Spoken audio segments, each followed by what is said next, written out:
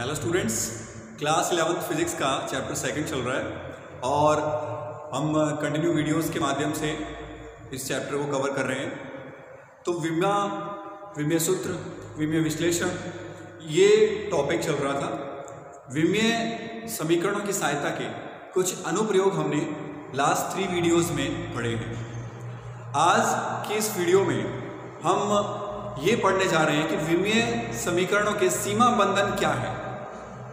सीमा बंधन शब्द से तात्पर्य है कि यानी विमीय समीकरणों की सहायता से हम कौन सी ऐसी जानकारियां हैं जो हम प्राप्त नहीं कर सकते हैं। एक उपलब्ध हमारे पास एक व्यवस्था है जिसमें हम विमीय सूत्रों की सहायता से भौतिक राशि का हम एनालिसिस करते हैं, लेकिन इस वीडियो में हम ये जानेंगे कि उनके सीमा बंधन क्या है। यानी विमीय सूत्रों की सहायता से आप भौतिक राशि से संबंधित क्या क्या सूचनाएं नहीं प्राप्त कर सकते हैं। फर्स्ट, जैसे मान लीजिए हमें ये दिया हुआ है विमीय सूत्र m0 l0 t0। ये विमीय सूत्र है एक विमाहीन राशि का या एक विमाहीन नियतांक का।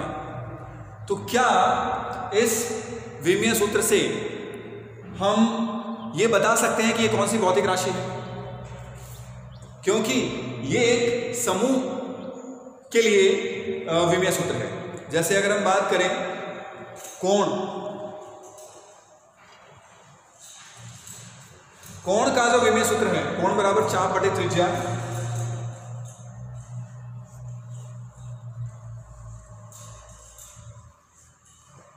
तो चाप भी हम मीटर में मापते हैं, त्रिज्या भी मीटर में मापते हैं, यानी ये भी एक लंबाई है और ये भी एक लंबाई है। तो यहां पर कोण क्या है? एक विमाहीन राशि। ये भी लंबाई और ये भी लंबाई है।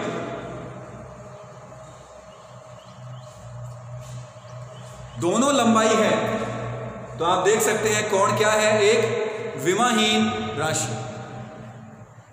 अब हम बात करते हैं ठोस कोण की या घन कोण की।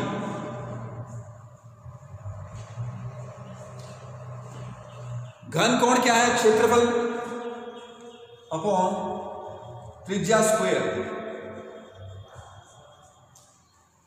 क्षेत्रफल अपॉन त्रिज्या का जो वर्ग है वो घन कोण के तुल्य होता है। ये हम ऑलरेडी पढ़ चुके हैं। तो इसमें क्षेत्रफल का मात्रक क्या है? Metre square. त्रिज्या का जो वर्ग है वो क्या होगा? मीटर स्क्वायर होगा। तो metre square upon metre square यानी क्षेत्रफल अपॉन क्षेत्रफल, metre square upon metre square 0 यानी 1। तो घन कोण भी किस प्रकार की भौतिक राशि है? एक विमाहीन भौतिक राशि है।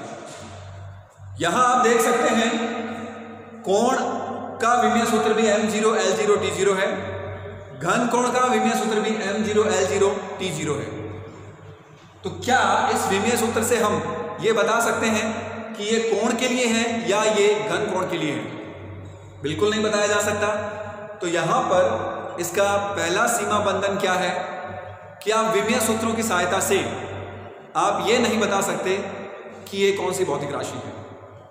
यानी अलग अलग भौतिक राशियों के लिए अगर विमाहीन विमीय सूत्र है तो यहां से आप ये जानकारी प्राप्त नहीं कर सकते कि ये कोण के लिए है या घन कोण के लिए है। स्पष्ट जानकारी इस सूत्र के द्वारा नहीं प्राप्त की जा सकती है। तो पहला क्या है? विमाहीन नियतांकों या विमाहीन भौतिक राशियों के लिए ये जानकारी प्राप्त नहीं होती कि ये कौन सी भौतिक राशि के लिए विमीय सूत्र है। करेक्ट। तो फर्स्ट लिमिटेशन इसकी ये है।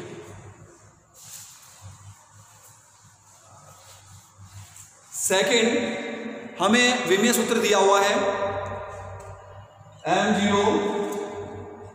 सेकंड इसकी लिमिटेशन, जैसे मान लीजिए ma lb tc। हमें एक विमीय सूत्र दिया हुआ है। इस विमीय सूत्र के द्वारा हम ये नहीं बता सकते हैं कि दी गई भौतिक राशि सदिश राशि है या अदिश राशि है। समझ रहे हैं आप? भौतिक राशियां दो प्रकार की होती है, सदिश राशि, अदिश राशि।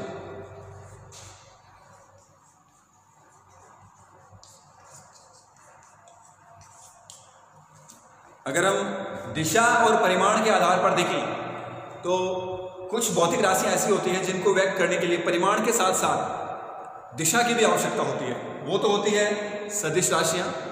और ऐसी भौतिक राशियां जिनको व्यक्त करने के लिए केवल परिमाण की ही आवश्यकता हो, दिशा की आवश्यकता नहीं हो, उसे हम कहते हैं अदिश राशि।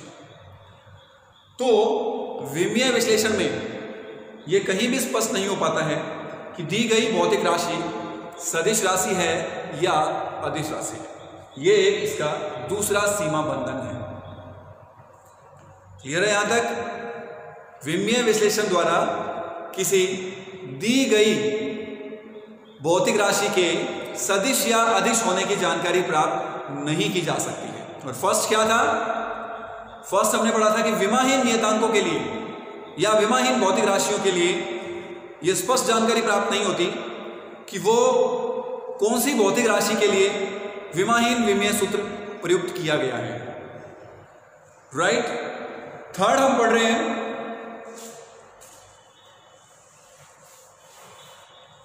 अगर समीकरण चर घातांकी हो, ज्यावक्रीय हो यानी साइन कॉस के रूप में हो, तो हम उसके लिए विमीय विश्लेषण द्वारा उसकी यथार्थता की जांच नहीं कर सकते हैं। हमने देखा था कि हम किसी भी सूत्र को लिखकर उसकी यथार्थता या संगति की जांच कर सकते हैं विमीय विश्लेषण की सहायता से, और ये हमने किया था। लेकिन कुछ समीकरण ऐसी है जिनके लिए विमीय विश्लेषण का उपयोग करते हुए उनकी संगतता की जांच नहीं की जा सकती। जैसे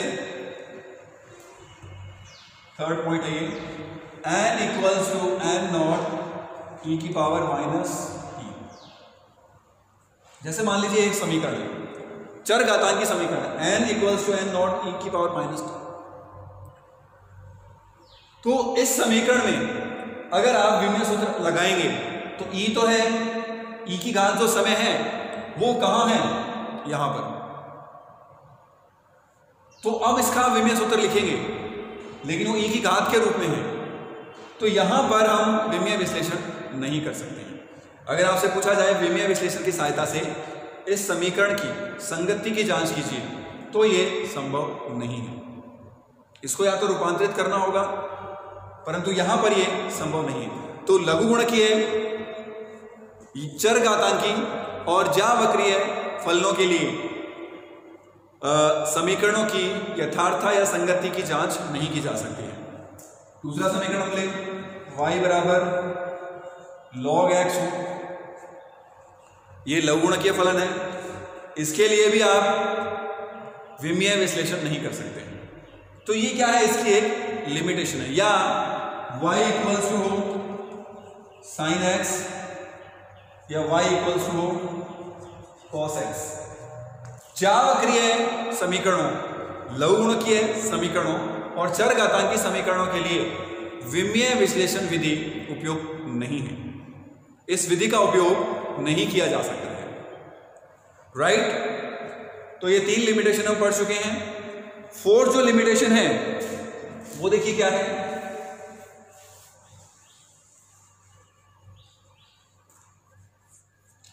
हमने देखा कि विमीय सूत्र को हम M-L-T इस फॉर्म में लिखते हैं, A, B और C। यहां हम अधिकतर M-L-T का ही उपयोग करते हैं। तो यहां हम अगर कोई भौतिक राशि अन्य भौतिक राशियों पर निर्भर करे तो वह आकलन यहां उसका नहीं किया जा सकता है। उस भौतिक राशि के लिए यहां पर विश्लेषण करना, विमीय विश्लेषण करना आसान नहीं होगा, क्योंकि यहां केवल हम तीन पद ही काम में ले रहे हैं।